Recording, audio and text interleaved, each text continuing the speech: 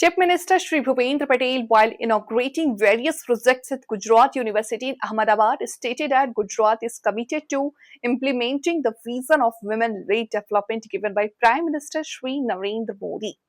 Chief Minister Shri Bhupendra Patel was addressing the gathering on the occasion of naming the Gujarat University Convention Centre as Vidya Gauri Nikent Sabhapuram, the inauguration of the newly built research park and the launch of the 5th edition of Her Start.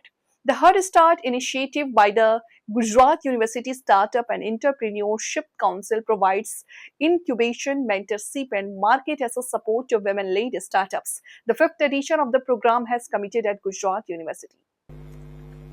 Convention સેન્ટરના નામકરણ સમારોહ, research પાર્કનું ઉદ્ઘાટન અને હર સ્ટાર્ટઅપની 5મી આવૃત્તિના launching કાર્યક્રમમાં આપણી સૌની સાથે મંચ ઉપર ઉપસ્થિત ગુજરાત યુનિવર્સિટીના vice chancellor doctor Neerja Gupta, Gujarat યુનિવર્સિટીના in charge registrar doctor Piyush Patel, અમારા સાંસદ શ્રી દિનેશભાઈ, મારા સાથી ધારાસભ્ય શ્રી અમિતભાઈ, સૌ પાર્ટીના પદાધિકારી, हमारा वडील मुरब्बी पटेल साहेब त्रिवेदी जी,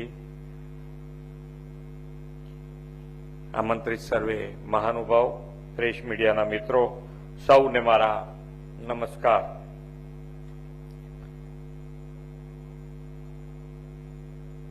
गई काले आपणे रंगोत्सव उजव्यो ने आजे महिला सशक्तिकरणनो उमंग उत्सव उजववा माटे आपणे सौ भेगा थया छे।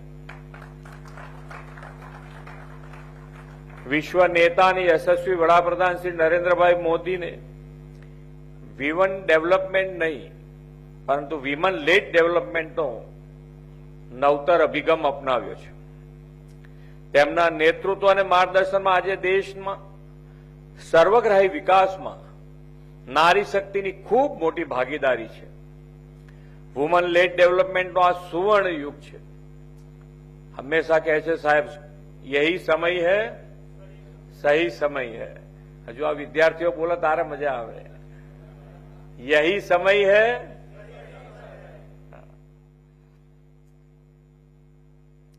26 જાન્યુઆરીની નેશનલ પરેડનું નેતૃત્વ દીકરીઓ કરે છે, ફાઇટર જેટ પણ ઉડાવે છે અને અંતરિક્ષમાં પણ દેશના ગૌરવના પરચમ લહેરાવી રહી છે। આજે અગણિત સિદ્ધિઓમાં વધુ 3 નવા આયામો જોડાવાના છે। સૌપ્રથમ ગુજરાત યુનિવર્સિટી નારી રત્ન વિદ્યા ગૌરી નીલકંઠના નામ સાથે ગુજરાત યુનિવર્સિટીનું કન્વેન્શન સેન્ટર કાર્યરત થયું છે। ધ્રુવ કમલ રિસર્ચ પાર્કની શરૂઆત અને રાજ્યમાં હર સ્ટાર્ટઅપના 5મા સંસ્કરણનો પ્રારંભ પણ આજે થયો છે। આદરણીય વડાપ્રધાન શ્રી 21મી સદીના ડેકેડને ભારત માટે ટેકેડ બનાવવાનો નિર્ધાર કર્યો છે અને એમાં યુવા શક્તિના નવા સાહસ કૌશલ્યને જોડવા સ્ટાર્ટઅપ ઇન્ડિયા પ્રોગ્રામ લોન્ચ કર્યો છે। તેમણે સ્ટાર્ટઅપ ઇન્ડિયાથી યુવા શક્તિને ખીલવવાના અને આપને આંબવાના અપાર અવસરો આપ્યા છે। આ સ્ટાર્ટઅપ ઇન્ડિયા હવે એક રિવોલ્યુશન બની ગયું છે। એક દશક પહેલા દેશમાં 500થી પણ ઓછા સ્ટાર્ટઅપ હતા, આજે 2 લાખ જેટલા સ્ટાર્ટઅપ કાર્યરત છે। 2014માં માત્ર 4 યુનિકોર્ન સ્ટાર્ટઅપ હતા, તે આજે 125થી પણ વધુ થયા છે। સ્ટાર્ટઅપ ઇન્ડિયાનો વ્યાપ અને ગતિ જેટ સ્પીડે વધી રહ્યા છે। આ બદલાવમાં દીકરીઓ ખૂબ મોટો ફાળો છે। દેશમાં જે 2 લાખથી વધુ સ્ટાર્ટઅપ કાર્યરત છે તેમાં 50% જેટલા સ્ટાર્ટઅપમાં મહિલાઓની સક્રિય ભાગીદારી છે। એટલું જ નહીં, વુમન લેડ સ્ટાર્ટઅપ ફંડિંગમાં આપણો દેશ વર્લ્ડની બીજી સૌથી મોટી ઇકોસિસ્ટમ બન્યો છે। ગુજરાતીઓ માટે તો કહેવાય છે કે આપણા જીન્સમાં જ વેપાર અને ઉદ્યોગ સાહસિકતા છે। આપણી માતા બહેનો પણ એન્ટર પ્રોસેસિંગમાં સહેજ પણ પાછી પડે તેમ નથી। આ ઉદ્યોગ સાહસિક નારી શક્તિને ન્યૂ એજ ટેકનોલોજીના સ્ટાર્ટઅપમાં પ્રોત્સાહન માટે આપણે હર સ્ટાર્ટ પ્લેટફોર્મની શરૂઆત કરી છે।